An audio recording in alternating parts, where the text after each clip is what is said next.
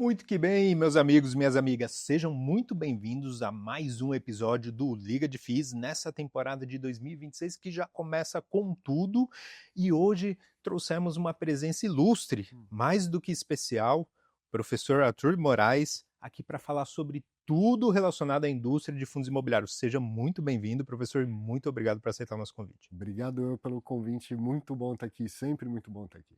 Obrigado. E claro, com a gente, outro professor aqui, outra presença ilustre, mas constante aqui no Liga de FIIs, o nosso querido professor Baroni. Seja muito bem-vindo também, professor.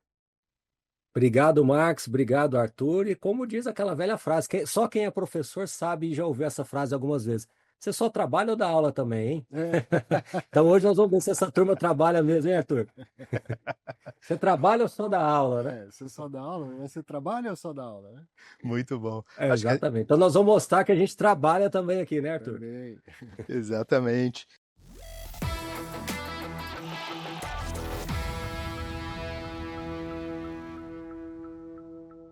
Eu queria até aproveitar esse gancho aqui do professor Baroni, Arthur, para você comentar um pouco desse momento, né, de carreira seu. Né? Eu vejo que os investidores sentem muito falta de você aqui mais atuante nas redes sociais, principalmente ali no YouTube, e eu confesso aqui que eu sempre fui também uma audiência assídua dos seus conteúdos, né, pelo conteúdo riquíssimo que você sempre trouxe para o investidor de fundos imobiliários. Enfim, o que você pode compartilhar aqui com a gente e até pensando assim em próximos passos daqui em diante? Eu dei uma sumida em 2025 só do mundo online. No mundo offline continuo trabalhando bastante. Mas eu já tinha saído do Clube FI, depois parei de fazer as entrevistas que eu fazia por lá. E aí aproveitei um período, me separei em 2025, mudei de apartamento. Falei, quer saber? Vou aproveitar, vou dar uma parada mesmo, né, com esse mundo online. Assim, tenho tempo de me reorganizar. E agora tô sentindo falta de voltar a fazer os vídeos, as entrevistas. Logo, logo apareço fazendo algum modelo, se não os dois, né? Aquele Fatos Relevantes aos domingos e tal, acho que isso já não encaixa mais na minha rotina. Sim. Mas algum vídeo, talvez durante a semana, dê para fazer. E as entrevistas também, sinto falta de estar do seu lado aí, batendo papo e fazendo as perguntas. Muito legal. E já deixo aqui o convite para outras participações aqui no Liga. Sempre à Você disposição. é um grande amigo nosso aqui. Obrigado. Vamos lá então, professor Arthur. O que eu pensei aqui na gente iniciar o papo? Acho que o ano de 2025 foi muito emblemático para o investidor de fundos imobiliários.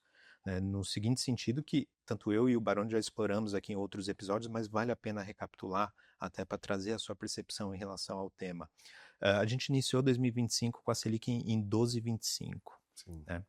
Sempre existiu um entendimento para o investidor médio do fundo imobiliário de que, com Selic alta, eu direciono meus recursos para renda fixa, principalmente pós-fixada, para capturar esses ganhos, e aí em momentos de queda de Selic, eu direciono meus recursos para renda variável, mais especificamente para fundos imobiliários, porque eles se tornam mais atrativos do ponto de vista financeiro vis-à-vis as taxas que remuneram a renda fixa.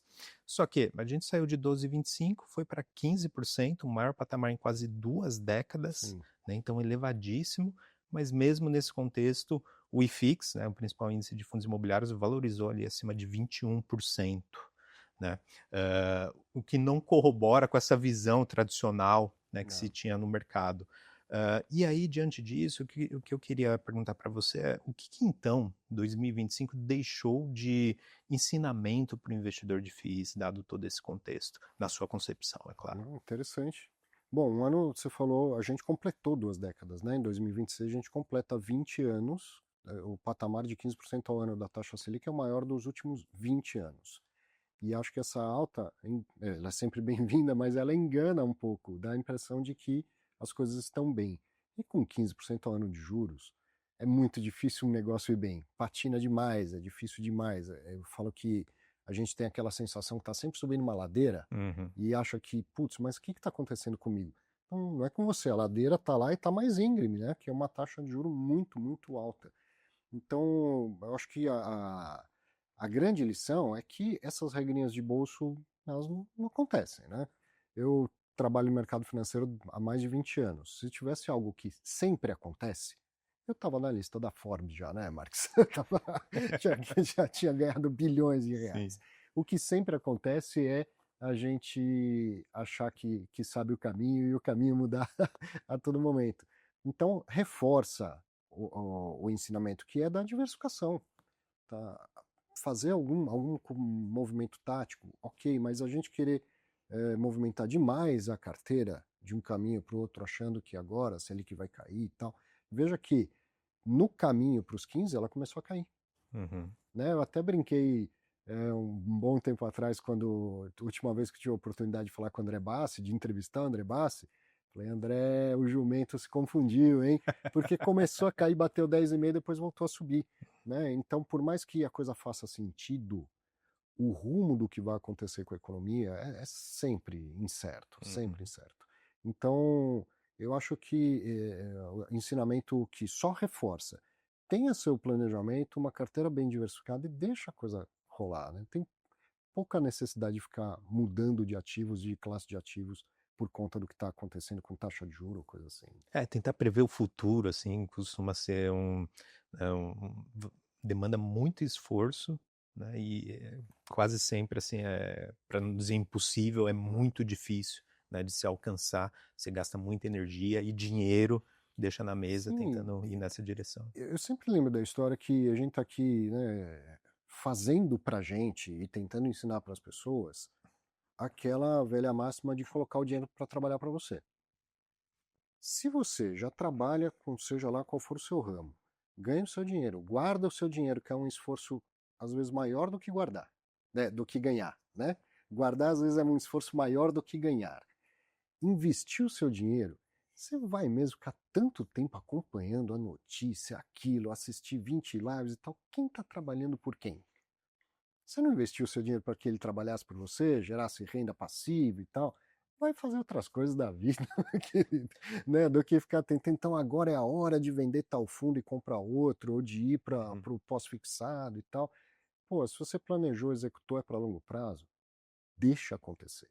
Né? Não precisa ficar pulando muito de um galho para o outro. É uma questão mais de ajuste fino. E essa é a primeiro ensinamento riquíssimo aqui do professor Arthur. Então lembre-se, né? Deixe o dinheiro trabalhando por você. Não fique trabalhando escravo do seu dinheiro. Né? Professor Baroni, queria te chamar também aqui para essa conversa. Interessante essa pontuação do Arthur, né? E eu acho que tudo no final é um equilíbrio, né? A gente também não pode incentivar o investidor a ser totalmente passivo aos seus investimentos, afinal de contas, o fundo imobiliário é um produto estruturado. A questão é a dosagem, né? A dosagem que importa.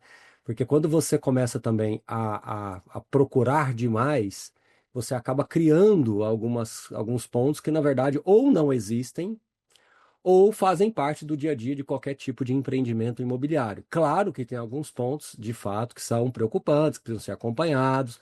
Obviamente isso existe também, mas em termos assim relativos, eu acredito que tem muito mais coisa que é inerente ao mercado, à renda variável, à volatilidade natural das negociações que acontecem, das transações que acontecem, né? Então, a orientação, se é que eu posso falar dessa forma, para o investidor é procurar dosar melhor, é procurar estar próximo dos seus investimentos, procurar entender, mas também não exagerar ao ponto de você ficar ouvindo 10 pessoas diferentes, cada um com seus respectivos pontos de vista, e você cria uma ramificação entre todos eles e acaba jogando de um para outro, como se a opinião de um tivesse que ratificar ou não a do outro, e isso vai criando em você uma sensação de insegurança muito grande. Então, isso que o Arthur falou é fundamental. O investimento, ele tem que ser confortável para você, ele tem que ser seguro. É claro que o risco sempre existe e sempre tem que ser monitorado. Mas quando você entra neste estágio de desconforto, de preocupação, aí eu acho que o investimento passa a não ter mais sentido. Isso não vale só para fundos imobiliários, não, vale para os outros. A questão é que o fundo imobiliário, por ser um veículo de investimentos extremamente transparente, essa transparência que gera muito valor, mas ela também gera essa preocupação contínua do investidor, centavo a centavo ali, tentando fazer o máximo de cruzamento de informações. Repito, é válido, sim, é importante, desde que isso não cause em você um desconforto ao ponto de não justificar o investimento. Muito bem pontuado, professor Baroni. Agora, professor Arthur, o Baroni levantou um ponto importante.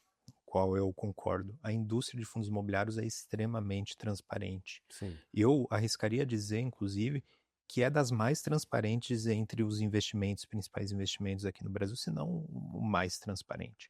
Por um lado, isso traz muita luz, né, para aquele investidor que consegue identificar com maior clareza e tudo mais. Mas, por outro lado, também gera muito ruído, né, se mal interpretado, né, e tudo mais. E a gente acaba vendo, assim, né, na indústria de fundos imobiliários, muitos casos nessa direção. Como que você enxerga, assim, essa quase que dicotomia, não sei se é exatamente a palavra, mas os prós e os contras, né, desse perfil aqui da indústria? Bom, em geral, transparência gera valor. Sim. Sou sempre convencido disso. E já conversei com muitos gestores, e eles têm sempre essa dúvida de quanta informação dá, né? Vou dar um exemplo para quem tem filho pequeno. Às vezes ele faz uma pergunta, é uma pergunta até aquela, sei lá, uma pergunta que te parece sobre como que é relação sexual, alguma coisa assim. O que você responde? Cara, a orientação é dar uma resposta simples e seca. Mas geralmente a gente já sai falando muito mais do que precisava, às vezes nem era o que estava passando na cabeça da criança, né? Gera mais dúvidas. Gera mais dúvida e tudo mais. Dá uma resposta simples ali, quando menos é mais, e se a criança tiver dúvida, ela vai perguntar um pouco mais. O gestor, ele fica nessa dúvida, né? O quanto eu dou de informação aqui para que seja útil e para que não extrapole o útil e comece a atrapalhar, porque às vezes é detalhe demais, é número demais e tal. Então você vê que os bons relatórios gerenciais, eles são multissensoriais, né? Ele tem texto, tem planilha, tem gráfico, tem foto, tem para todo mundo. Dificilmente alguém vai utilizar todo aquele conteúdo, mas tem gente que é mais visual, tem gente que é mais analítico e tal. E eu lembro sempre do Augusto Martins, que ele usava o exemplo do foco de uma câmera, né? Se for demais, perde o foco, se for de longe, não sai nada e tal, e ele tem que tentar encontrar qual que é o caminho certo. E isso a gente está falando de um documento que nem é obrigatório, né? Sim. Nos documentos obrigatórios da CVM também vem muito mais transparência. Então, eu acho isso sempre saudável. A dificuldade é como cada tipo de investidor recebe. Porque a gente tem que lembrar que tem um investidor institucional que está fazendo um trabalho muito mais analítico de análise, tem um investidor que não quer saber informação nenhuma e tudo bem, ele quer investir lá e deixar a coisa andar. Então, eu acho bom. E é mais simples o fundo imobiliário, né? É caixa, entrou dinheiro, sai dinheiro, se não entrou dinheiro, não sai dinheiro. Então, me parece mais simples de todo mundo acompanhar. Se eventualmente isso gera um excesso para alguns poucos investidores e investidoras, eu acho que para a maioria, para o mercado em geral, ele gera valor. Transparência gera valor. E, professor, você citou um ponto aqui que eu queria aproveitar para fazer um questionamento. Você comentou que fundos imobiliários é um veículo simples. Sim. E eu concordo 100% com isso. Eu, particularmente, tenho uma filosofia de que para um fundo imobiliário ser passível de recomendação, assim, a operação dele tem que ser simples aqui, né? Exato. Pega dinheiro dos cotistas, aloca em ativos alvos, né, que vão gerar receitas, deduzidos os custos, né? Tem ali o valor a passível de distribuição, distribui e retorna isso para os cotistas e vai trabalhando aquele patrimônio de maneira sustentável. E quando tem um fundo imobiliário, a gente tem vários casos, né, que, enfim, ele faz muitas operações estruturadas, super complexas e tal. Normalmente isso, para mim, pessoalmente, como analista, já acende um sinal de alerta, né, no sentido de que já não está simples, já não está óbvio, né? Claro que tem o seu mérito, tem valor, né, depender, né, dos preços de negociação e tal, mas eu pessoalmente gosto, assim, dessa ideia da simplicidade, né, dos fundos imobiliários. Você acha que é por aí também? Bom, precisa ter mercado para tudo, precisa ter produto para todo mundo, mas eu concordo com você. E vejo também os fundos multi-estratégia que estão crescendo. Eu sempre fico pensando do outro lado, né? Tem um gestor que é uma pessoa como eu, você, o Baroni, quem está nos assistindo, sabe, cara, entende todas aquelas estratégias que estão lá dentro, né? Ou ele tem uma multi-equipe tocando um fundo. Então, uma gestora, acho que a gente pode citar o caso da TRX, que tomou isso como uma estratégia. A gente não quer ter 10 fundos, a gente quer ter um fundo. Então vai ter 10 tipos de imóveis dentro do fundo. Tudo bem, ok, eles desde sempre falaram que é o novo direcionamento da gestão, mas que então eles têm uma multi-equipe de gestão. Sim. Porque alguém que entende bem de shopping não vai entender tanto de outros setores, até de papel, de crédito e tudo mais. Então, o produto, quanto mais simples para a gente que olha e analisa, porque para quem toca nunca é simples, basta ter um imóvelzinho alugado para ver o quanto dá dor de cabeça esse negócio. Né? Imagina imóveis de alto padrão, com inquilinos de alto padrão e tal. Então é simples no jeito de falar. Quanto mais direcionada for a estratégia, mais simples das pessoas entenderem, é isso que encaixa para mim, não é isso que encaixa para mim, quero ou não quero, quero na medida tal, quero muito, quero pouco. Né? Então eu gosto da ideia também de que ele seja simples. E eu vou pegar esse gancho para dizer o seguinte, eu acho que o produto fundo imobiliário ele é mais rústico, mais rudimentar do que, por exemplo, uma ação, uma companhia aberta. E acredito que o nosso mercado, a nossa economia também é mais rudimentar do que outras que a gente compara, principalmente com o mercado americano. E por isso que o fundo imobiliário é um sucesso tão grande aqui. Ele encaixa na medida para o que é o tamanho da nossa economia, o tamanho do nosso mercado de capitais. Tá? A gente ainda não é desenvolvido bastante, não tem taxa de juros baixa o suficiente para que tenham grandes operações no mercado de ações, grandes corporações e tal.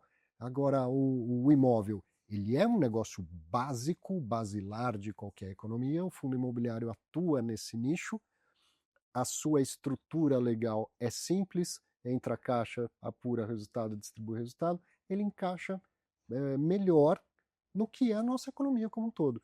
Por isso que ele vem despontando como o principal produto de renda variável no Brasil. Perfeito, ele é muito mais tangível, né, para o investidor potencial, né? E a gente chegando já aos 3 milhões de investidores, quem diria, professor Arthur? Imagina. Há tempos atrás a Selic subia, o número de investidores caía. Né, nesse preâmbulo que eu trouxe no início mesmo, a Selic, assim, nesses patamares de 15%, a gente teve uma pequena alta, mas ainda assim uma alta de investidores. Né? O que evidentemente traz mais investidor é distribuição. Né? Quando tem novas ofertas, você tem uma máquina enorme de distribuição, de assessores oferecendo aquilo e tal, e isso traz mais investidores. Então, nesses últimos tempos de Selic alta, o que a gente acompanhou? Uma manutenção desses quase 3 milhões ali. Uma manutenção, porque as emissões, assunto que vocês já trataram aqui, tem sido mais para trocar cotas por ativos. Então não são aquelas que vão trazer novos investidores. Vai trazer mais patrimônio para o fundo, mas não novos investidores. Não vai chegar a pulverizar no varejo. Então, aparentemente, quem está satisfeito de estar lá. Ele entra por um motivo A, B ou C, muitas vezes por causa da força da máquina de distribuição, mas ele permanece lá.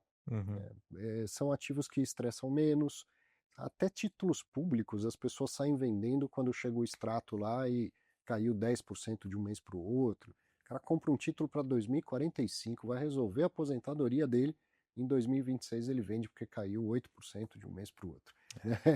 E fundo imobiliário não, eles permanecem lá. Então acredito que quem chega sente um conforto de ver a renda entrando e permanece. Né? Perfeito. Professor Baroni. Vamos lá, eu queria fazer uma ponderação bem rápida, bem sucinta mesmo, dizendo que assim, o fundo imobiliário, embora simples, ele não é simplista, ele não é simplório, então ele tem sim algumas questões que precisam ser melhor entendidas. E às vezes eu falo que alguns investidores eles cometem alguns erros de premissa. Eles assumem que um fundo imobiliário vai funcionar exatamente igual o imóvel que ele tem, ou imóvel enfim, imóvel físico direto. Ele assume que vai ter o comportamento ali de repasse de inflação como um título de renda fixa. Ele assume que, embora seja um produto perpétuo, né, sem prazo determinado, ele assume que algumas coisas precisam acontecer entre um período determinado. Ele assume que o gestor irá tomar todas as decisões única e exclusivamente pelo viés imobiliário ou financeiro e nunca a combinação dos dois. Então, ele assume que o gestor, às vezes, tem que dar essa ou aquela informação, mesmo que aquilo comprometa a estratégia comercial. Então, tem muitas coisas também que deixam o produto com uma certa complexidade. Então, por isso que o meu querido amigo Arthur, que aí está ao seu lado, num dos programas iniciais que ele fazia no Infomoney, lá aos idos de, sei lá, 2016 e 2017, no primeiro programa, ou no segundo, possivelmente no primeiro ele trouxe o nosso querido Sérgio Beleza, então ou no primeiro ou no segundo ele colocou uma musiquinha, que falava que o fundo imobiliário, né, Arthur? Ele vai lembrar bem dessa musiquinha, então ele tem nariz de foca, tamanduá, ele vai saber cantar essa musiquinha, porque realmente é um bicho diferente, justamente porque precisa ser enxergado dessa forma. Então ele é simples, mas ele não é simplório, tem sim questão de alavancagem, tem uma série de questões estruturadas que acontecem dentro de um fundo, então é importante sempre trazer essa visão. Então qual é o nosso trabalho, qual é o nosso incentivo? De que o investidor entenda aceite essa simplicidade, entenda essa simplicidade, mas aceite também as complexidades que acabam compondo o produto como um todo, para que ele entenda aquilo que é razoável e aquilo que não é. Então é um trabalho de educação também dos dois lados. E da mesma forma, só para concluir, o gestor também tem essa dificuldade. Nosso trabalho aqui também é de encurtar essa distância entre o gestor e o investidor. Por isso que a gente gosta tanto dessas entrevistas, para a gente tangibilizar também o gestor por viver aquilo ali, por entender com uma certa normalidade algumas coisas, ele entende que o investidor vai ter a mesma percepção que ele, o que também não é verdade. Então, é um jogo de ceder também em alguns pontos, tanto do lado do investidor quanto do lado do gestor, entender que se os dois lados não tiverem os benefícios, a coisa não vai para frente, a indústria não vai crescer, o fundo não vai crescer, o resultado não vai crescer. Então, é muito difícil ter que ficar nesse meio de campo, porque, ora, você vai ter que sempre falar aquilo que a pessoa, seja o gestor, seja o investidor, precisa ouvir e não o que ele quer ouvir. Muitas das vezes a gente conversa com os gestores, a gente fala aquilo que ele precisa ouvir e não o que ele quer ouvir. Sim. A mesma coisa vale para o investidor. A gente tem que falar aquilo que ele precisa ouvir e não o que ele quer ouvir. Então não é fácil, mas é por isso que nós estamos aqui trabalhando. Mas agora eu passo a bola, eu quero ver a musiquinha do Arthur. Isso era do Balão Mágico, a gente tá ficando velho, né? Pô, eu fiz 48 anos domingo agora. Pô, aproveito para dar os parabéns. Obrigado. Era a musiquinha do Balão Mágico, na década de 80, é uma música do Roberto Carlos. Ele fala se tem bigode de foca, nariz de tamanduá, ou também bico de pato, ou um jeitão de sabiá. E eu sempre brinquei que fundo imobiliário é tudo isso, né? Ele parece imóvel e não é, parece um fundo financeiro e não é, parece ação e não é, parece renda fixa e não é. Então ele parece um monte de coisa. Junta tudo num produto que é fantástico, apaixonante e que é muito complexo, né? O final é simples, escolhe bem, compra uma cota e fica recebendo rendimento o resto da vida. Mas para que isso aconteça é uma complexidade enorme e que gera então uma dificuldade de identificar para todos os públicos. O gestor também passa por isso, Baroni e Marx. O gestor ele fala, eu estou tocando o quê no final das contas? Só que isso é um produto imobiliário ou financeiro. Uhum. São as duas coisas. Então, algumas decisões que ele toma não faz sentido no cenário financeiro, mas faz sentido do ponto de vista imobiliário. Então, eu sempre brinco que no Brasil, com juro alto, a maçã vai para cima, né? Você solta uma maçã, ela vai para cima. O juro alto inverte a lógica da física no mercado financeiro. Uhum. Se a sua reserva de emergência rende mais do que os seus ativos de risco, tem algo de muito estranho na lei da física. Então, o gestor do fundo imobiliário tem algum dinheiro em caixa, ou ele pode fazer troca de cota, seja lá o que for, e ele podia alocar esse dinheiro no Tesouro Selic, na LFT, e ganhar 14,9% ao ano. Mas ele compra um imóvel a um cap rate inicial, ou seja, uma rentabilidade inicial de 9,5% ao ano. Do ponto de vista financeiro, parece uma loucura. Mas ele está fazendo porque ele enxerga uma boa oportunidade imobiliária para dali 1, 2, 5 anos, 10 anos. Né? Então, essa mistura de tantas coisas traz uma complexidade para todo mundo. Para quem investe, para quem faz gestão, para quem faz conteúdo, para quem faz análise.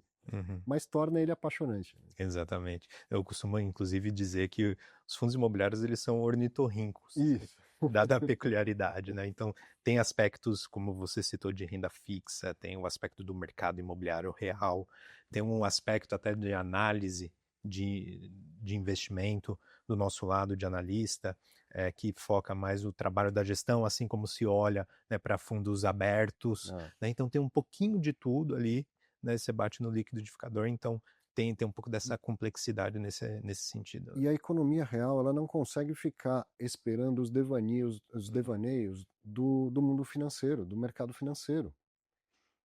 Tem gente abrindo negócio agora, montando pizzaria, montando danceteria, montando escola de idiomas e tal, com a taxa Selic a 15% ao ano.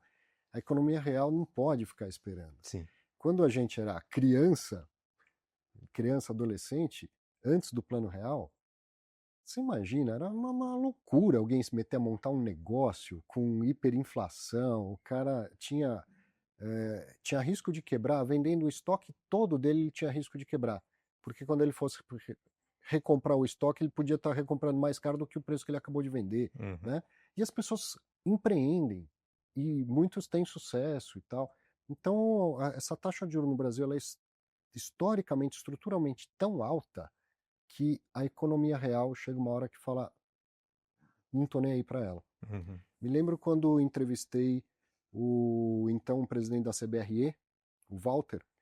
Perguntei, Walter, toda a sua experiência de mercado, tantos anos de mercado, quanto que você já viu no máximo um cap rate de uma operação de imóvel? Então, quem compra um imóvel para alugar esperava ganhar quanto no máximo por mês? Ele falou 12, 1% ao mês. Só que a taxa de juro que está no maior patamar dos últimos 20 anos, o Walter tem 40 de mercado. O Walter viu essa taxa de juros a 45% ao ano. Sim. E as pessoas estavam negociando imóveis para ganhar 12 ao ano. Né? Quem que vai vender um bom imóvel num preço que leve a uma rentabilidade de 45% ao ano? Só se for numa cidade que acabou de ser bombardeada. Não é verdade? Sim. Então, existe, e não é que o mercado financeiro só faz bobagem, tem uma razão, a política monetária, está segurando a inflação e tudo mais. Só que a vida real, ela não consegue ficar esperando as decisões de um comitê. E as coisas seguem. O gestor de fundo imobiliário também, ele tem que seguir, não dá para só cruzar o braço porque o juro está alto. E aproveitando esse tema de complexidade que você citou na sua fala anterior, eu queria até pegar uma impressão sua. Eu peço até perdão para a nossa audiência, que eu e o professor Baroni já exploramos bastante o assunto aqui em programas passados, mas eu acho que é sempre muito enriquecedor também pegar o seu ponto de vista sobre o tema. Então a gente tem visto a indústria se desenvolver significativamente, aí, usando de artifícios criativos, né, para gerar esse crescimento em um ambiente tão difícil, né, de taxa de juros nesse patamar. Um deles, né, por exemplo, é a questão do pagamento, compra de imóveis em pagamento em cotas. Certo. Né? A gente trouxe aqui vários entrevistados para entender os prós e os contras, né, desse mecanismo. Enfim, a gente tem visto também consolidações entre fundos imobiliários e, mais do que isso, né, consolidações até entre gestoras, né? Uma gestora comprando a outra, né? Mais especificamente o Pátria comprando diversas gestoras aqui no mercado. Como que você olha assim, individualmente todos esses eventos, né? O que você acha assim, né, tendo em vista, né, de quem acompanha o mercado de fundos imobiliários já há tanto tempo, os desdobramentos desses eventos, quais são os benefícios, quais são os pontos de atenção? Certo. Bom, usar cota para comprar ativo eu acho fantástico e acho uma evolução do mercado de fundo imobiliário, não do mercado como um todo. Uma das vantagens de ter uma empresa listada em bolsa, imagina que você tem uma empresa familiar, que está crescendo e tal, em algum momento você vai pensar, mas putz, minha empresa podia estar sendo negociada lá na bolsa também. Por que eu vou fazer isso? Primeiro momento é porque eu quero vender ações e receber dinheiro. Né, financiar o seu negócio ou financiar lá ou dar saída para os empreendedores. Mas é só isso o motivo de alguém fazer uma abertura de capital e listar uma empresa na bolsa? Tem muitas outras vantagens e até consequências. Tá? Como, por exemplo, consequência, profissionalização. Você quer chegar na série A, você vai ter que estruturar muito bem a sua empresa, não só para chegar, mas para se manter aberto, prestando contas, soltando fato relevante, tendo informações financeiras auditadas. Isso é uma consequência e boa, positiva. Tá? E uma outra vantagem é ter ações como moeda de troca, para eu conseguir comprar outros ativos, comprar concorrentes. Quantas vezes você vê uma empresa comprando outra, incorporando tal, e quanto circulou dinheiro? Nada. Foi com troca de ações. Tá? Então, ter o seu ativo listado em bolsa gera transparência, gera uma precificação mais simples de ser feita por todo o mercado, por toda a sociedade, e ela vira uma moeda de troca que consegue te dar a possibilidade de fazer negócio mesmo sem circular dinheiro. Então, ora, os fundos imobiliários chegaram num patamar em que eles têm conseguido aproveitar uma das vantagens de ser um veículo listado. A própria cota vale dinheiro. Tá? E aí o gestor vai usar isso para comprar ativos. não vejo problema nenhum, vejo vantagens. A questão é se ele está comprando um bom ativo a um preço adequado. Se o ativo é bom e o preço está bom, se ele vai pagar em cota, vale refeição, cheque pré-datado ou dinheiro, tanto faz. Se o ativo é ruim, tanto faz quanto ele vai pagar também o negócio. Aí o negócio vai ser ruim. Se o ativo é bom e o preço é caro, o negócio vai ser ruim, não importa como ele vai pagar. Né? Ou seja, diz mais respeito à decisão do gestor e à qualidade dele, né, dos ativos que ele vai comprar, do que o mecanismo propriamente dito. Exatamente. Então, o mercado de fundo imobiliário tem uma ojeriza, a emissão abaixo do valor patrimonial. Todo mundo sabe que eu não sou assim, não vejo tanto problema assim. Mas tudo bem, então os gestores em geral já entenderam que não é uma boa emitir abaixo do valor patrimonial. Então, o que eles vão fazer? Outras alternativas. Muitas vezes, não é o caso agora, porque o juro está tão alto que nem alavancagem está dando para fazer. Mas muitas vezes, em situações com juro um pouco mais baixo, mas que não está dando para emitir cota, tem gestor que vai lá, compra um imóvel com uma dívida que ela tende a ser pior para o resultado de longo prazo do fundo do que uma emissão abaixo do valor patrimonial. Mas o cotista fica feliz porque não fez a emissão abaixo do patrimonial. Fez uma dívida péssima, cara, mal estruturada, vai ser ruim para o fundo. Mas não emitiu abaixo do patrimonial, então o cotista pelo menos não fica bravo, não é? Quando ele faz uma compra com cotas, ele emite cotas ao valor patrimonial. Bom desse lado. Vai ficar totalmente bom se o uso que ele fez deste dinheiro, né, que são as cotas, foi bom. Se ele comprou um bom imóvel, num momento em que, se o juro está alto, a economia está difícil, tem oportunidades de compra no mercado imobiliário, e ele conseguiu comprar um bom imóvel a um preço adequado. Não precisa estar barato, não precisa estar na bacia das almas, mas comprou a um preço adequado. Se não fosse nessa situação, do outro lado, quem está vendendo não ia querer cota, ia querer dinheiro. Né? Tanto o mercado está difícil que tantos vendedores de imóveis estão aceitando cotas em troca. Quando o mercado está bom, o que a gente vê? Às vezes grandes operações, um grande varejista que vai vender um monte de imóvel, ou um fundo de pensão que resolve vender um trofe, um grande imóvel que o mercado todo quer e tal, ele faz meio que um edital e já coloca lá, é só em dinheiro. Ele está falando fundos imobiliários, se vocês tiverem dinheiro, vem participar. Se não tiver, não vem me falar de trocar por cota, porque eu quero dinheiro. Quando tem dinheiro no mercado. Agora que não tem, muitos vendedores estão dispostos a aceitar essa moeda de troca, cotas. Se o negócio é bom, eu acho perfeito. Perfeito. E, professor Baroni? Bom, a gente já falou bastante sobre isso, né? Eu falo que todas as vezes aí que a gente teve próximo do mercado de fundos imobiliários, todas as vezes, sem exceção, todas as vezes quando tem alguma coisa nova, tem-se um certo desconforto e sempre a turma de que agora a indústria de fundos imobiliários vai acabar, agora acabou tudo, agora acabou tudo. E o que acontece na prática é uma seleção natural mesmo. Então a gente tem que confiar nesse dispositivo natural que é essa seleção que acontece. É algo que não é atinente apenas ao mercado de fundos imobiliários, é atinente a tudo, a todas as espécies, a tudo. Tudo vai passando por mudanças, por evoluções e vai se mantendo uma seleção natural. Sempre foi assim, sempre será assim. E é fato. Então, assim, não adianta a gente falar assim, agora, o Arthur vai lembrar muito disso. Quando começou a história, embora o primeiro fundo de gestão ativa foi em 2006, foi o HGBS, mas em 2008, 2009 que começou a ganhar um pouco mais de tração, mas foi a partir de 2011, 12 que começou a se falar mais de gestão ativa.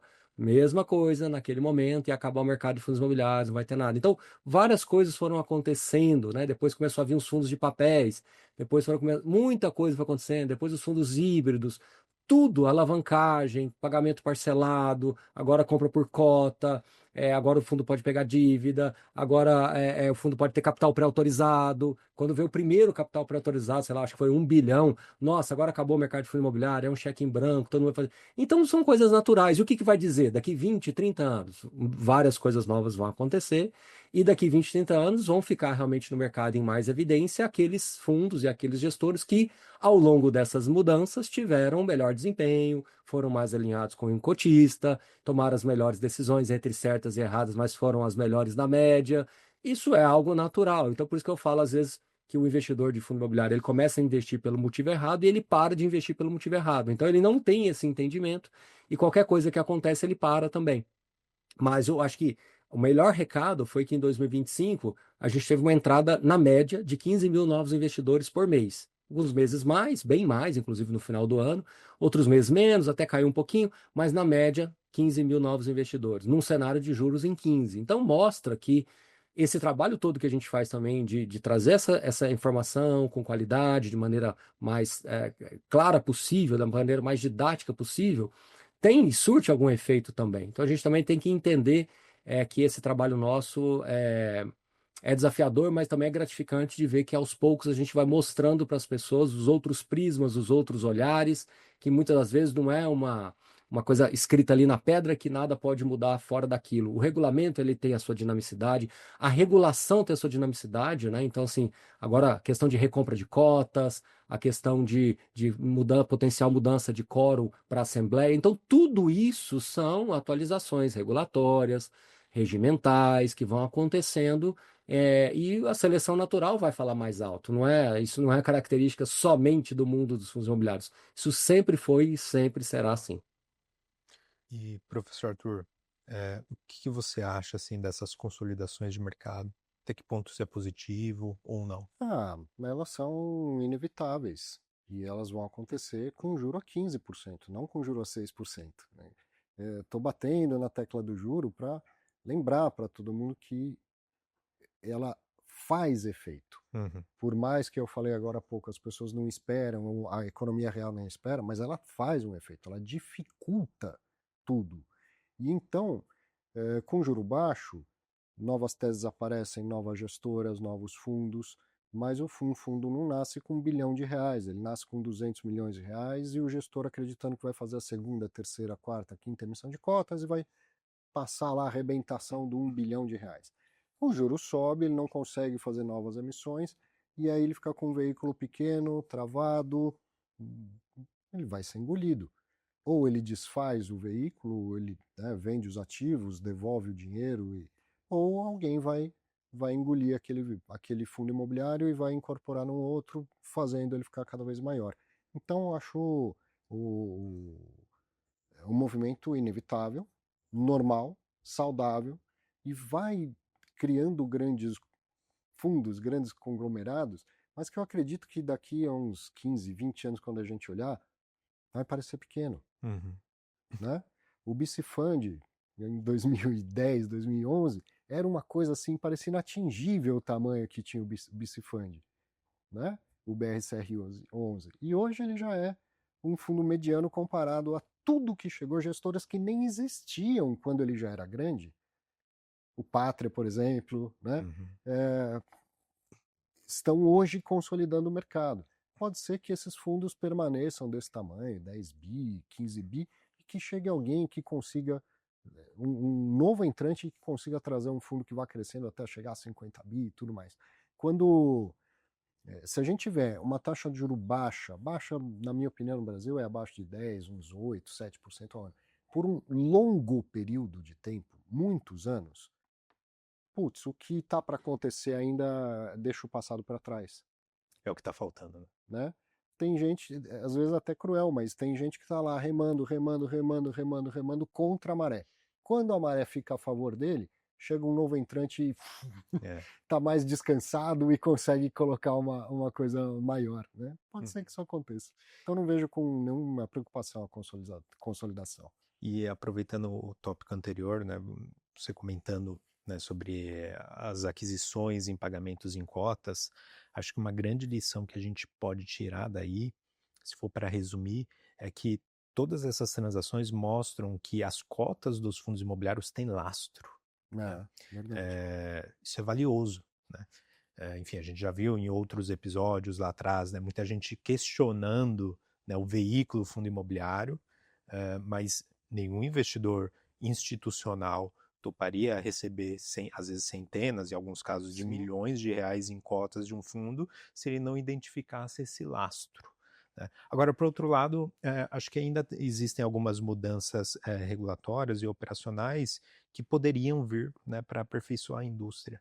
E aí até uma dúvida genuína minha, não sei se você tem a resposta também, mas eu queria entender, né, por que hoje, por exemplo, a B3 ainda não aceita as cotas de fundos imobiliários em garantia, né, o que parece que é natural, até em linha, Sim. né, do que eu comentei aqui desse lastro que já está provado, testado e provado no mercado. Você saberia dizer, tem algum palpite? Você sabe que eu já ouvi algumas histórias até dentro da B3, mas ninguém que falou é por esse motivo, né?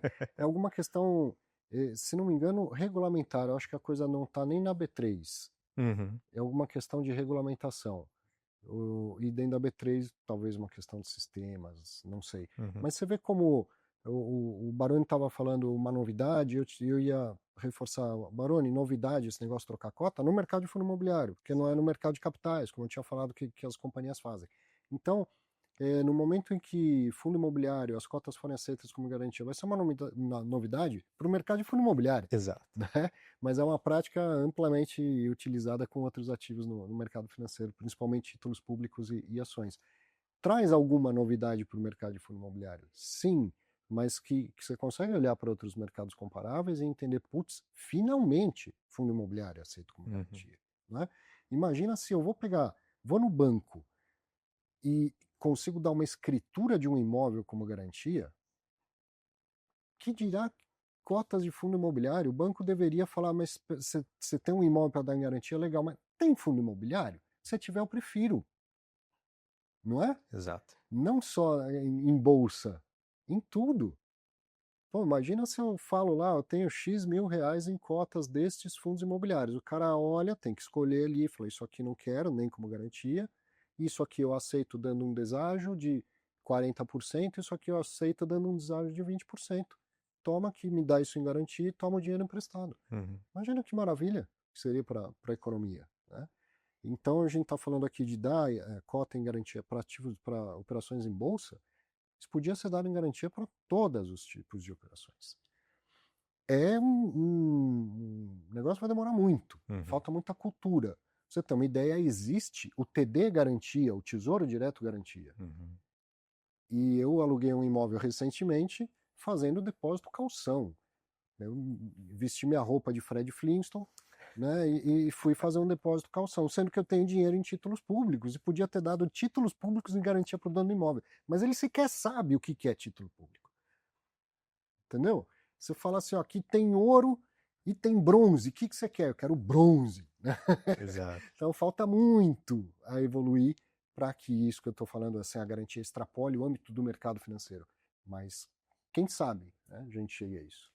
Vai muito ao encontro daquela sua fala, né, de que a nossa economia ainda tem muitos aspectos rudimentares, tem muito a avançar. Muito, muito. Uhum. Isso mesmo.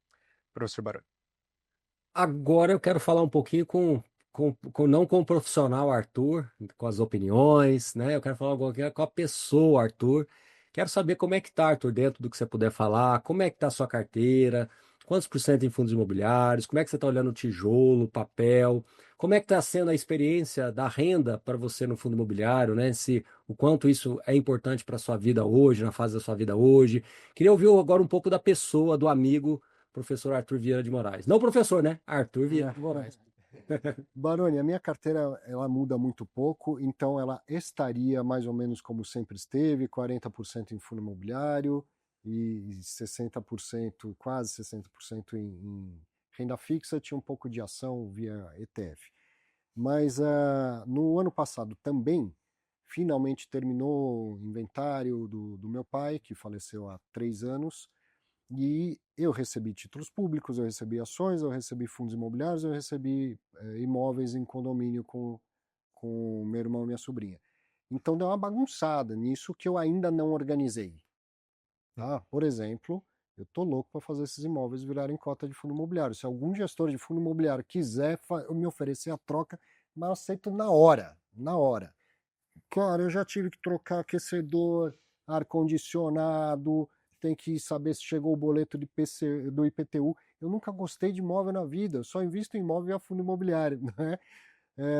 Então, só que está um péssimo momento para vender imóvel. Está um ótimo momento para comprar imóvel, não para vender. Eu não vou dilapidar patrimônio. Então, estou lá administrando locações e tal. para esperar o juro cair, para esperar a economia melhorar, vou vender imóvel, vou comprar fundo imobiliário, não só fundo imobiliário. Então, enfim, eu recebi um patrimônio em herança que obviamente mudou o balanceamento da carteira e que eu ainda não comecei a mexer para rebalancear. Então, se pensar no que era só a minha carteira, continua muito parecido, 40% em fundos imobiliários. Qual que era a outra pergunta, Baroni? Tijolo, papel, como é que você está olhando isso aí? Ah, eu tenho as duas coisas, majoritariamente tijolo. Eu invisto muito nos títulos do Tesouro Direto, todo mundo sabe. Então, eu entendo que a minha maior parte de papel já está em título público, que eu não preciso dar tanta ênfase no produto fundo imobiliário para aquilo que é papel. Mas ainda assim tenho. Não vou saber de cabeça, mas eu vou chutar aqui que seja uns 15% por aí. Não deve ser tudo isso. Porque eu também fico, né, com a preocupação de diversificar entre setores. Tem hora que eu estou afim de comprar alguma coisa, mas eu dou uma olhada e falo, putz, já tenho demais. Então não vou comprar agora. Então eu acho pouco provável que eu tenha 15% em alguma classe de ativos, mesmo sendo papel. Mas uns 10% deve ter, sim. Uhum. E, Arthur, até foi um objeto de debate com o Medeiros, né, o professor Baroni Medeiros, quando ele veio aqui, né, essa questão de que ano passado a gente teve uma recuperação robusta dos fundos imobiliários, as ações em bolsa, né, o Ibovespa também é uma boa recuperação, até muito capitaneada pelo investidor estrangeiro, que a gente não tem hoje ainda, pelo menos não ativo, né, no universo dos FIIs, mas as taxas das NTNBs ou Tesouro IPCA+, de longo prazo, até tiveram uma redução, né, do início de 2025 até o final, mas uma redução muito mais tímida, né? E tudo isso, assim, gera um certo ponto de atenção, né, porque a gente sempre olha esses títulos como referenciais aqui para determinar a precificação de ativos de risco, né? E você, né, como ali na PF também, na pessoa física, né, como investidor, tanto de fundos imobiliários como do Tesouro Direto, como que você tem olhado para essas taxas, né? A gente está falando aqui IPCA mais 7%, dependendo dos vencimentos, até um pouco mais elevado do que isso, versus os fundos imobiliários, né? Como que você lida, né, com a decisão de alocar aqui ou ali, ou um pouco nos dois? Para o objetivo aposentadoria, essas taxas são aquela tranca-pauta, sabe? No Congresso tem um tema que tranca a pauta, não se fala de mais nada. Tesouro Renda Mais, a esse nível de taxa IPCA mais quase 8, é imbatível. É imbatível. Pensa que o Tesouro Renda Mais, a partir do então, compra mim em 2040. De 2040 a 2060, eu vou receber durante 20 anos, todos os meses, renda mensal corrigida IPCA mais quase 8%. Essa consistência, todos os meses, um retorno alto, nenhum ativo no mundo vai conseguir entregar. Um criptoativo pode subir 1000%, mas ele vai cair 500, depois ele vai subir 200, tá? A consistência, todos os meses. Qual é o fundo imobiliário que faz 10 anos que distribui exatamente o mesmo rendimento? Não dá. Isso só a renda fixa nos traz. Então, para o objetivo aposentadoria, Tesouro Renda Mais tem que ser aproveitado, tem que fazer parte do portfólio de quem, se alguém fala, eu invisto em fundo imobiliário, pensa na minha aposentadoria, fundo imobiliário e Tesouro Renda Mais. Tá? No curto prazo, tem uma tese ainda mais na minha cabeça do que de fato testada, que é o Tesouro Educa Mais. Quem comprou o Educa Mais 2026 até dezembro do ano passado já começou a receber todos os meses durante 5 anos. Opa, não parece mais ou menos fundo imobiliário? Renda mensal, 5 anos de prazo, né? 5 anos de horizonte. Por que não misturar isso aí também? Né? O Educa Mais ele nasce com a proposta do governo de facilitar o planejamento dos estudos de uma criança.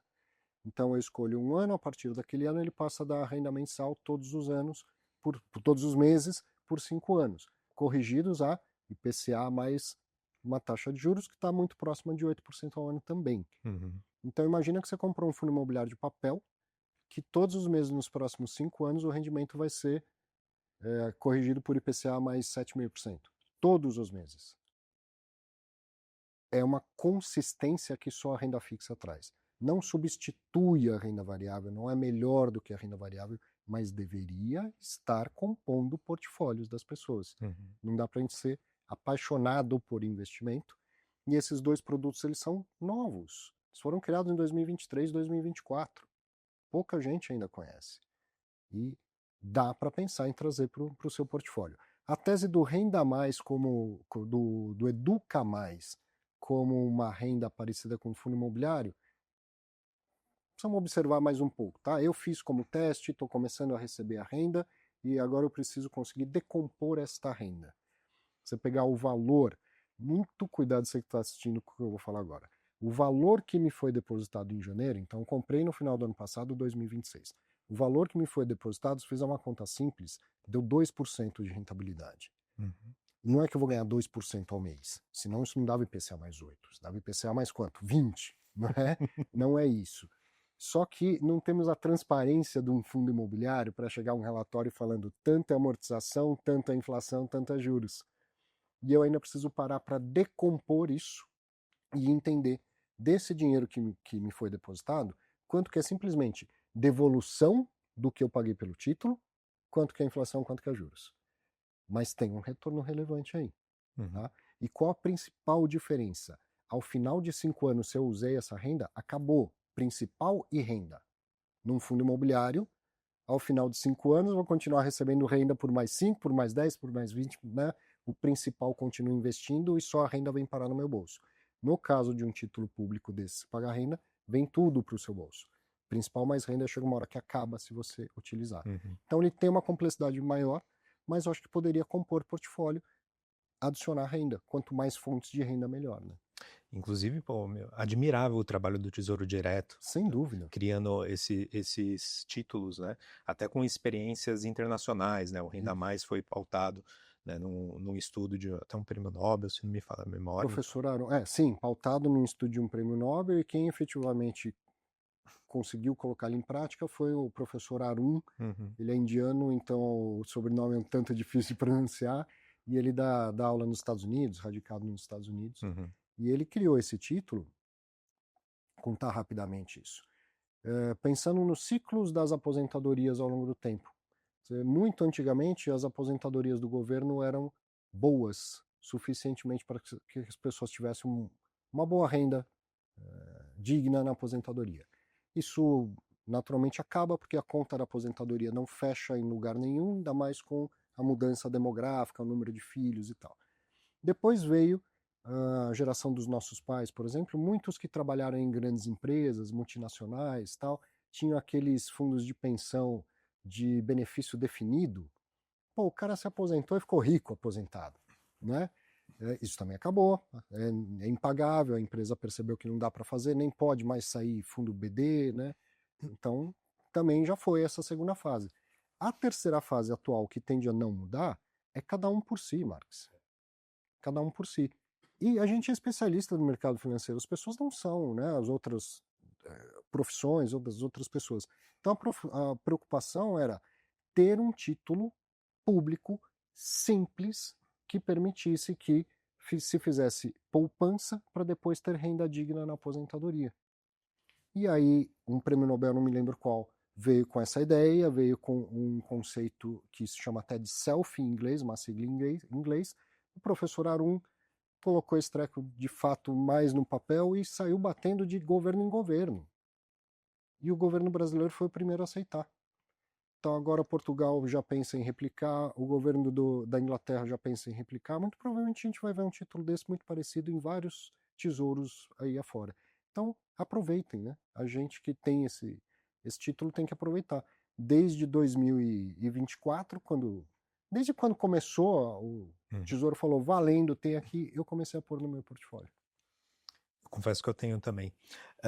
E é muito dessa mensagem, né, de que tem espaço para diversos ativos na carteira do investidor. Né? Claro que, assim, talvez não pulverizar demais em todas as opções existentes, porque elas são vastas, mas entender qual ativo funciona para você e aproveitar o melhor de cada um. E se a gente tem um ativo novo e que é simples, abraça, né? Qual que é a grande complexidade? Vai surgindo coisa nova, é estruturado, é complexo, é com opção, é com derivativo. Putz, isso aí para a maioria das pessoas não tem utilidade. ou traz um nível de risco que não é condizente com o objetivo da maioria das pessoas. Para um negócio simples, um produto novo que não existia, um produto financeiro novo que não existia, que simplifica atingir o objetivo aposentadoria, põe para dentro, né? E é por isso que eu gosto da presença do professor Arthur aqui no programa. A gente vai além do universo de FIIs também, né, traz uma visão riquíssima aqui sobre renda fixa para vocês que nos assistem. Tá contigo, professor Baroni. Bom, vamos lá. Antes da gente passar aqui para o próximo bloco, eu queria fazer mais uma perguntinha rápida para o Arthur. Uma pergunta clássica, mas eu acho que vale refazer de tempos em tempos, né? Aquela pergunta, né? Qual que é o erro mais comum do investidor? Eu queria dar uma melhoradinha nessa pergunta, né? Você acha que tem algum erro recorrente do investidor? Não o erro mais comum, aquele primeiro erro comum, clássico, né? Eu queria que você tentasse explicar. Existe algum erro recorrente, algum erro que vira e mexe você vê ele se repetindo? E a vida inteira vai se repetir. É se preocupar mais com quanto ganha do que com preservar o patrimônio. É se preocupar mais com o retorno do que com a segurança. E é tão curioso que na nossa então comunidade do mundo dos investimentos, tanta gente que a gente conhece ou virtualmente que nos segue e tal, acho que não tem um que não queira ter uma camisa estampada com a foto do Warren Buffett, não é isso? Qual que é a regra número 1 do Warren Buffett? Ganhe mais do que seu vizinho? A regra número 1 dele é nunca perca dinheiro. Então ele há quantos anos tenta ensinar as pessoas a seja conservador, conserve primeiro o seu patrimônio, depois você se preocupe em ganhar. E o que não só no Brasil, o que a humanidade faz primeiro? Onde eu vou ganhar mais? Onde eu vou ganhar mais, aonde eu vou? E obviamente ele tem mais risco de perder, né? Então, ao invés de colocar a preservação do patrimônio em primeiro lugar, às vezes isso nem passa pela cabeça do investidor. Esse é o erro mais comum, Baroni, e vai se repetir a vida inteira. Pô, eu vou além, né? Que no Warren Buffett ele tem a segunda regra.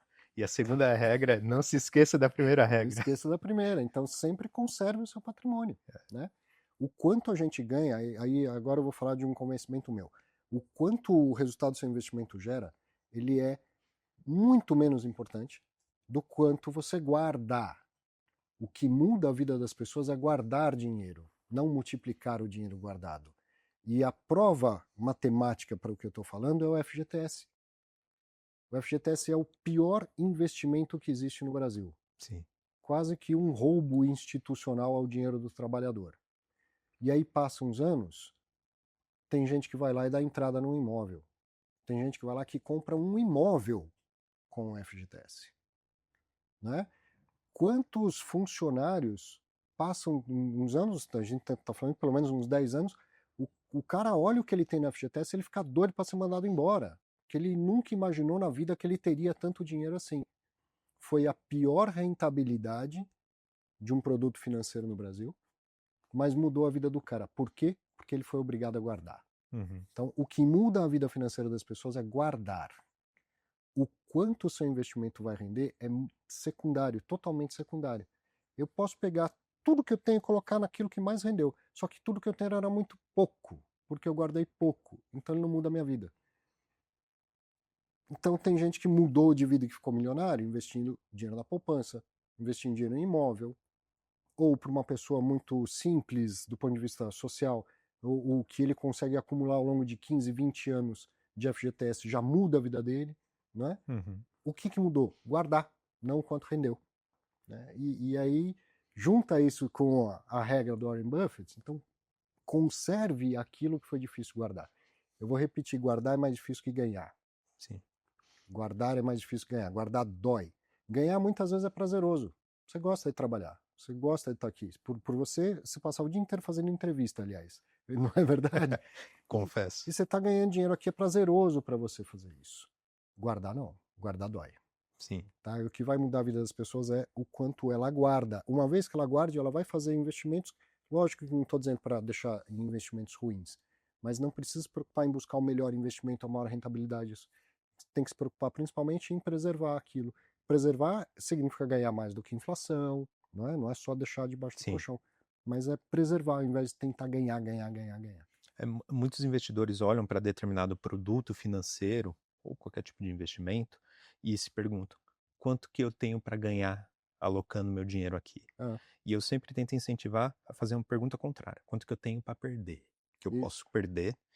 E aí eu lido com isso, com esse risco, retorno, balanceio, né? Pensando nessa preservação patrimonial, que é o mais importante, né? E aí, assunto para um outro dia, mas as pessoas confundem muito perfil com personalidade.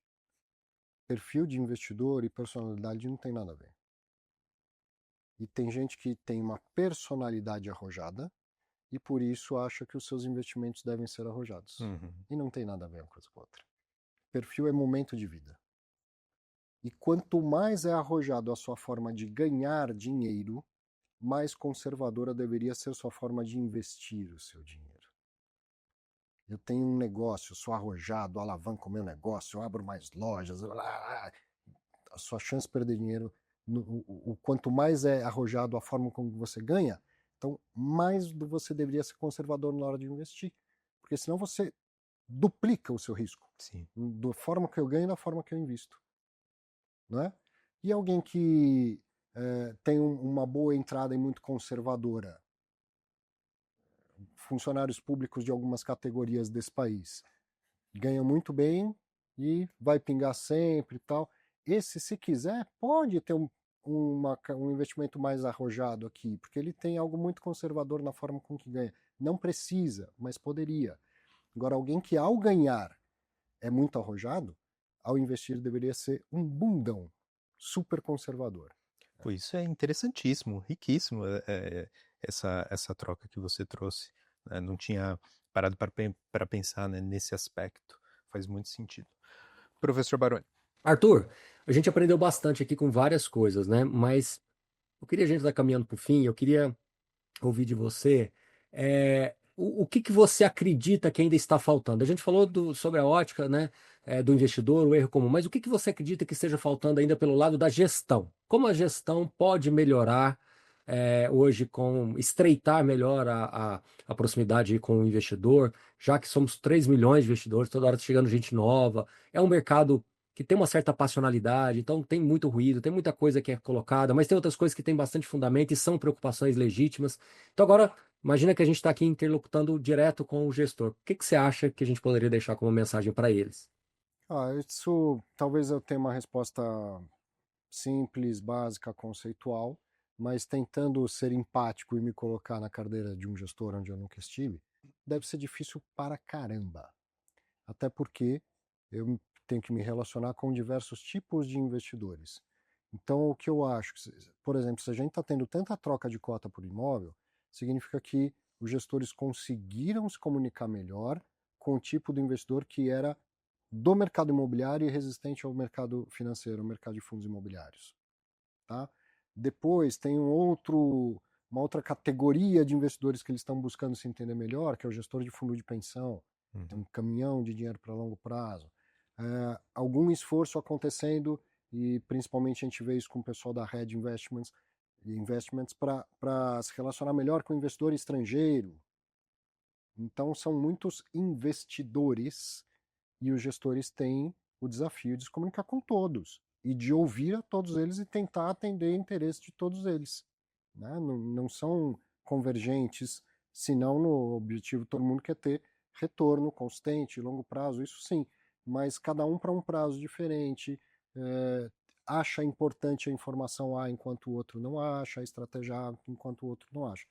Então, a dificuldade do gestor é afinar cada vez mais o relacionamento com o investidor, mas que não é só o investidor pessoa física, o investidor natural.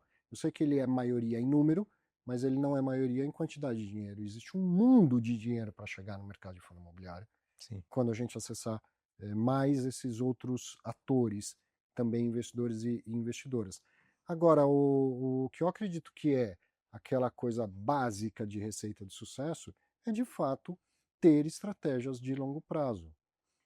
Né? Privilegiar o retorno de longo prazo ao retorno de curto prazo, isso falando no negócio gestora. Então, não é porque o mercado está disposto a aceitar cotas que eu vou comprar qualquer imóvel com qualquer quantidade de cota, não é porque está fácil emitir que eu vou emitir sem ter onde alocar bem esse dinheiro, não é porque está dando para fazer dívida que eu vou fazer uma dívida cara que vai alavancar no curto prazo, mas que vai piorar no longo prazo. E isso não é só no mercado financeiro, mas é muito difícil uma empresa, de fato, sair do discurso de longo prazo e permitir que os seus colaboradores, seus executivos implementem estratégias de longo prazo. É muito difícil. Olha, aqui nossa missão, visão, valor, longo prazo, meta do trimestre, cadê? Não é? Então a atitude não condiz com a palavra. E basta a gente olhar para o mercado de fundo imobiliário, as que de fato fazem isso atravessam crises e vão crescendo e vão entregando resultado e vão entregando, vão começando a ser reconhecidas pelas pessoas. Uhum. Né? Então é isso, é pensar no negócio de longo prazo da gestora. Então, se o resultado dos fundos que ele gere, né, se os fundos, se ele tiver ali ações e reações, quem dera a gente só agisse, a gente mais reage do que age, sempre pensando no longo prazo, o longo prazo vai acontecer, ele vai ser recompensado também. Uhum. Professor Arthur, meus agradecimentos aqui mais agradeço. uma vez por aceitar o nosso convite. Acho que você transmitiu assim, conhecimentos valiosíssimos, não só para a nossa audiência, mas também para mim, para o professor Baroni, acredito. Né? Sempre tem muito assim, a aprender aqui com seus comentários. Eu, particularmente, sou um entusiasta seu, né? Porque em um mundo cada vez mais estridente, né? Principalmente potencializado pela rede social, você traz dentro das suas falas, né, da sua visão, um ar muito mais de serenidade, o que eu acho que é fundamental para os tempos de hoje. Então, muito obrigado. Obrigado parabéns pelo programa. Obrigadão também a você, professor Baroni. Obrigado, Marcos. Obrigado, Arthur, por aceitar o convite. Volte sempre. E eu tô cuidando daquele programinha de domingo lá que você deixa. Isso. Eu levei, Marcos, eu levei o Arthur lá no domingo, no primeiro programa, que a gente está fazendo uma live aqui de destaques, para pedir essa autorização. Claro que simbolicamente, é um grande amigo, ele sabe disso, mas a gente está fazendo lá, tá bem legal. E sabe que será sempre bem-vindo, tanto aqui quanto lá no canal. Então, muito obrigado e a gente vai se vendo e se falando. Combinado. Grande abraço, Baroni. Para passar o bastão, né, professor Baroni? E eu acompanhei, foi excelente o programa e, pô, agora vai deslanchar muito aí com você, professor. Então, muito obrigado também a você que nos acompanhou aqui no bate-papo de hoje. Espero que o bate-papo tenha sido muito enriquecedor, né, para você como investidor. Se você gostou, considere deixar o seu like, ativar o sininho, aproveitar para se inscrever no canal também e até compartilhar esse programa com amigos e familiares também interessados sobre fundos imobiliários e o universo de investimentos como um todo. Então, muito obrigado mais uma vez pela audiência e até a próxima. Um grande abraço.